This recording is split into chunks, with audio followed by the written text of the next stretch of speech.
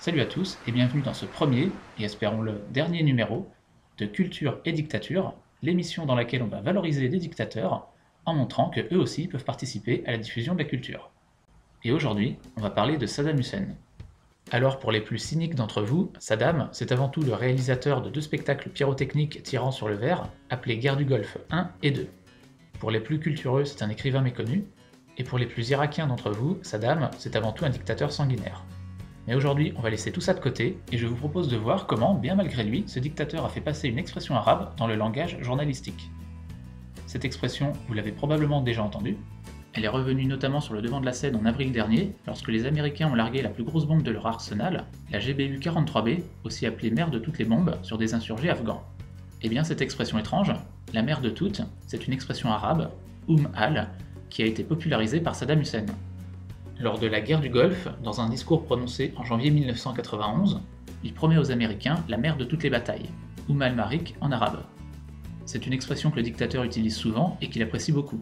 Ainsi, il a donné ce nom à une médaille qui commémore la victoire irakienne lors de la guerre du Golfe. Oui, Saddam est probablement le seul à croire qu'il a gagné la guerre. Et il a aussi donné ce nom à un édifice religieux qui commémore sa supposée victoire. La mosquée al-Marik, une merveille architecturale dont les minarets extérieurs évoquent la forme des lanceurs de missiles Scud. Le bon goût à l'état pur. Pendant et après la guerre du Golfe, les journalistes, d'abord anglophones puis de toutes langues, ont donc repris cette expression arabe en la traduisant de façon littérale, et comme beaucoup de traductions littérales, c'est une traduction bancale.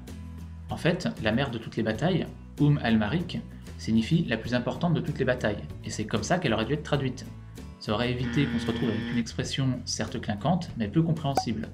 Parce que je sais pas vous, mais moi, avant de me pencher sur la question, je comprenais vaguement cette expression comme voulant dire la première de toutes, ce qui n'avait pas de sens dans les contextes où elle était utilisée. Et voilà donc comment Saddam Hussein a transmis une nouvelle expression aux journalistes qu'ils se sont empressés d'ajouter à leur jargon qui en compte déjà pas mal, et à mon avis, rien que pour ça, il méritait bien d'être pendu. Et bien voilà, cette vidéo un petit peu nawak est terminée. J'en profite pour remercier toutes les personnes qui se sont abonnées à la chaîne jusqu'ici. Je vous donne rendez-vous très rapidement pour des vidéos un petit peu plus pertinentes que celle-ci. D'ici là, je vous dis portez-vous bien, et à la prochaine!